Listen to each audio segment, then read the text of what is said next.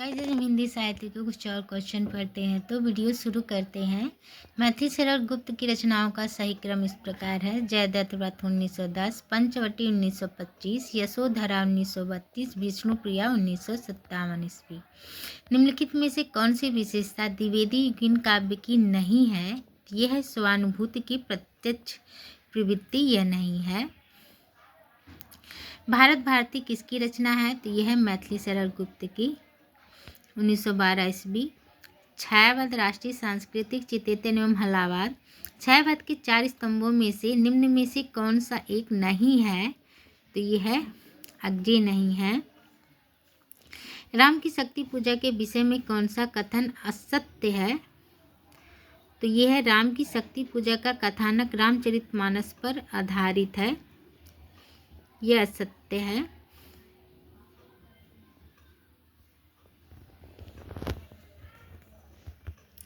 कमानी की यह कथा केवल एक फैंटेसी है। कमानी के संदर्भ में यह कथन किसका है? तो यह गजानन माधव मुक्तिबोध का। हृदय की अनुकृति बहा उदार, एक लंबी काया उन्मुक्त, मधुप्रवण कीड़क जोशी सुशाल सुशोभित और सौरभ संयुक्त के संदर्भ में असंगत है। तो यह मनु का सौंदर्य वर्णन।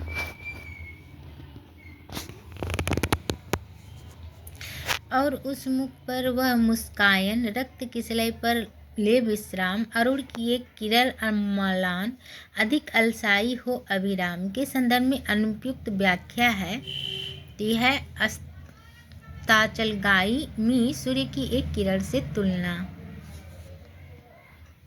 रामविलास शर्मा ने राम की शक्ति पूजा में किन 2 कविताओं का सार तत्व माना है? तो यह तुलसी व दास व सरोज स्मृति के। राम की शक्ति पूजा कविता मूलतः किस संकलन में है? तो यह है अनामिका। राम की शक्ति पूजा में प्रयुक्त रवि हुआ अस्तपक्त की असंगत व्याख्या है। तो यह लक्ष्मण के मूर्छित होने का संकेत। निम्नलिखित में से क्या छंदवादी साहित्य की प्रमुख विशेषता नहीं है? तो यह ब्रह्मा जगत को अधिक महत्व देता है, यह विशेषता नहीं है। प्रकाशन वर्ष के अनुसार असही अवरोही क्रम कौन सा है?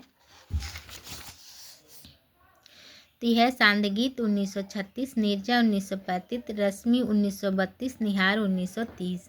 जय शंकर प्रसाद रचित कमानी में सर्गों की संख्या कितनी है? तो यह है 15। पुरातनता का यह निर्मोह सहन करती है न प्रकृति पल एक, यहाँ निर्मोह से अभिप्राय क्या है? तो यह सांप के शरीर पर लिपटी केचुली। निम्नलिखित विकल्पों में से किसका संबंध रामधारी सिंह दिनकर से है? तो है ए, बी और सी। कामाध्यात्म की समस्या, पौराणिक प्रसंग में भारत चीन युद्ध का सरदब और युद्ध दर्शन। भारतीय संस्कृत के मूल उपादानों का ऐतिहासिक विकास प्रस्तुत करने वाला प्रसिद्ध ग्रंथ है। संस्कृत के 4 अध्याय किसने लिखा है? तो ये लिखा है रामधारी सिंह दिनकर ने। रामधारी सिंह दिनकर के अनुसार कुरुक्षेत्र में किसका अवलंबन लेकर उन्होंने महत्वपूर्ण प्रश्न को कृति में उपस्थित किया है? तो यह है भीष्म और युधिष्ठिर का। आत्मा का संग्राम आत्मा से और देह का संग्राम देह से जीता जाता है। रामधारी सिंह दिनकर का यह कथन किस कृति के संदर्भ में कहा गया है? तो यह है कुरुक्षेत्र। प्रस्तुत पंक्तियां किस कृति से ली गई हैं? इस वैयक्तिक भोगवाद से फूटी विष की धारा, तड़प रहा है जिसमें पढ़कर मानव समाज यह सारा। तो यह है कुरुक्षेत्र से। सबको मुक्त प्रकाश चाहिए, सबको मुक्त समीरण, बाधा रहित विकास, मुक्त आशंकाओं से जीवन। यह पंक्तियां किस कृति से ली गई हैं? तो ली गई है कुरुक्षेत्र से। कुरुक्षेत्र के प्रथम सर्ग का प्रारंभ किस पंक्ति से होता है? तो ये होता है वह कौन रोता है वहाँ। कुरुक्षेत्र का मुख्य प्रतिपाद्य क्या है? तो ये है जब तक संसार में सद्भावना, शांति, समानता और न्याय की प्रतिष्ठा नहीं होती तब तक युद्ध अनिवार्य है। रश्मिलोक के रचयिता कौन है? तो यह है रामधारी सिंह दिनकर। दिनकर की किस कृति का कथानायक कर्ण है? तो ये है रश्मिरथी के।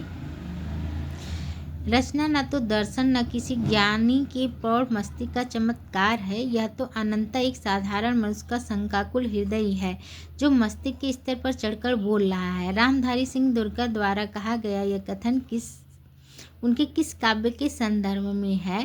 तो ये है कुरुक्षेत्र।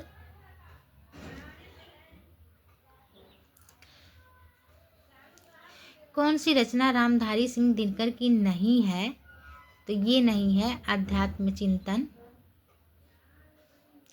रामधारी सिंह दिनकर की किस कृति को आधुनिक की गीता कहा गया है? तो ये कहा गया है कुरुक्षेत्र को। दो राह समय के रथ पर घर घर नाद सुनो, सिंहासन खाली करो की जनता आती है। ये पंक्तियाँ किस कविता से उद्धृत हैं?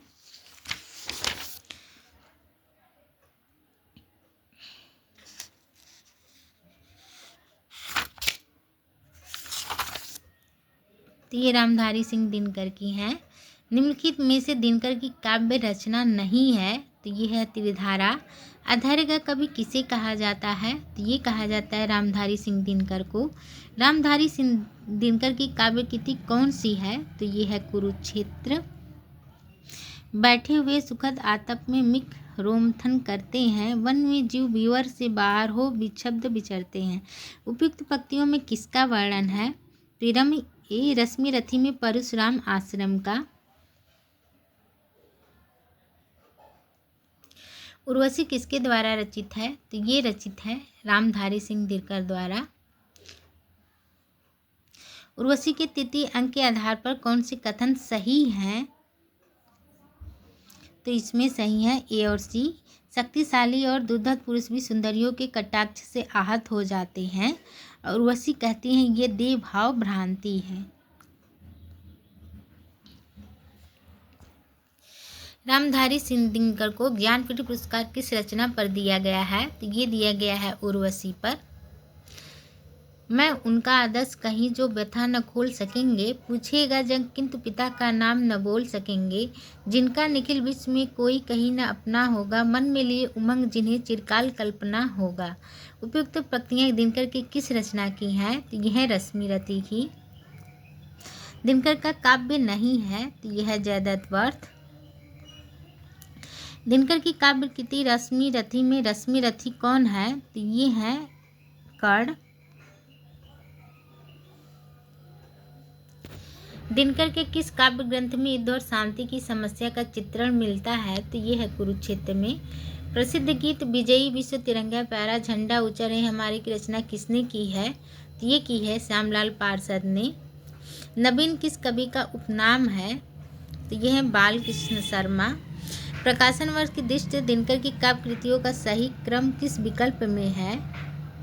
तो यह है बी रसवंती 1940, कुरुक्षेत्र 1946, रश्मिरथी 1952, उर्वशी 1961। गाइस आज के लिए बस इतना ही। वीडियो अच्छी लगी हो तो चैनल को सब्सक्राइब करें, लाइक करें, शेयर करें। कोई त्रुटि हो तो क्षमा करें। धन्यवाद।